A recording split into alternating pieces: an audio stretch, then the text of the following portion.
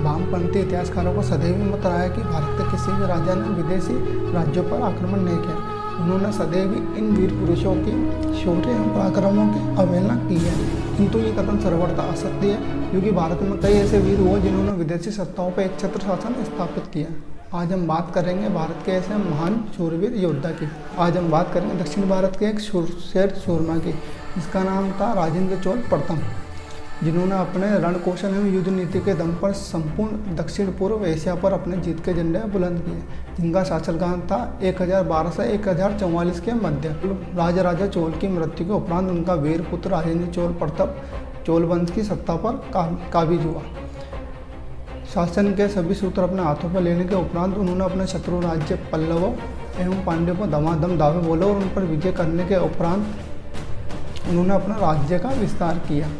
1017 में उन्होंने अपनी एक विशाल नौसेना की मदद से श्रीलंका के सिंघल साम्राज्य के महाप्रतापी शासक महेंद्र पंचम पर आक्रमण किया। इस युद्ध में उन्होंने महेंद्र पंचम को बुरी तरह परास्त किया तथा उनके अन्य राज्यों पर अपना अधिकार कर लिया।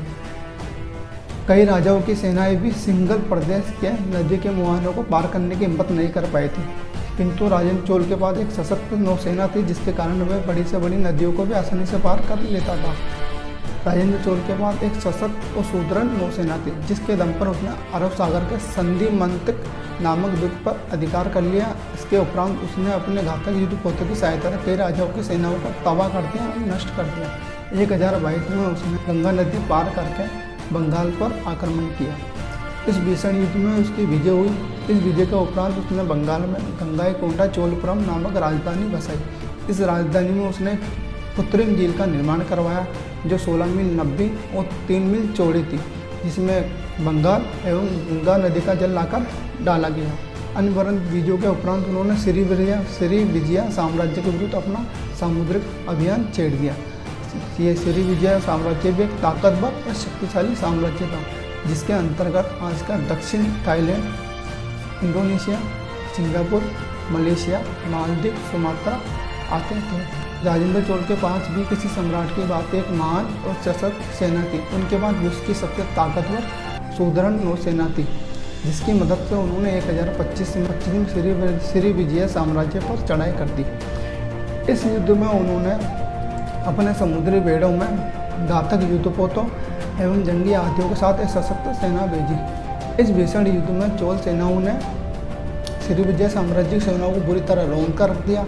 उसके द्वारा उसके अधिकांश सभी राज्यों पर राजेंद्र चोल का अधिकार हो गया तथा उन्होंने श्री विजय के अधिकांश क्षेत्र मलेशिया में स्थित केता, सिंगापुर, इंडोनेशिया, सुमात्रा, जावा आदि राज्यों पर अपना अधिकार। इन्हीं अनवरत विजयों के उपरांत चोल वंश की नौसेना एक शक्तिशाली सुदृढ़ सेना बन चुकी थी। उसने इन सभी समुद्री मार्गों पर अपना कब्जा कर लिया था। बंगाल की खाड़ी का प्राचीन नाम चोला झील था, जो सदियों तक चोल वंश की महानता और महिमा का गुणगान करती रही। कुछ सदियों के उपरांत उसका नाम बदलकर कलिंग सागर रख दिया गया। भारत में ब्रिटिश शासन स्थापित होने के उपरांत उसका नाम बदलकर बंगाल की खाड़ी रख दिया गया। अपने 30 वर्षों के शासनकाल के दौरान उन्होंने भीषण युद्धों का नेतृत्व किया तथा उन पर अपनी विजय हासिल की। वामपंथी इतिहासकारों ने सदा ही हमारे इन वीरों के गौरवशाली एवं गौरवमय इतिहास को नष्ट करने की कोशिश की, अपितु उन देशी आक्रांताओं को महान बनाने की कोशिश की जिन्होंने हमारे मंदिरों को तोड़ा, देवालयों को तोड़ा एवं हमारी संस्कृति को नष्ट किया। हमने ये जानकारी इतिहास के अलग अलग स्रोतों से प्राप्त की है। इस शौर्य सपूत की गाथा आप तक पहुँचाने के लिए हमने अनवरत परिश्रम किया। हमारा दुर्भाग्य है कि ऐसे वीर सपूत की शौर्य गाथा के बारे में इतिहास के पन्ने सदैव ही मौन रह जाते हैं।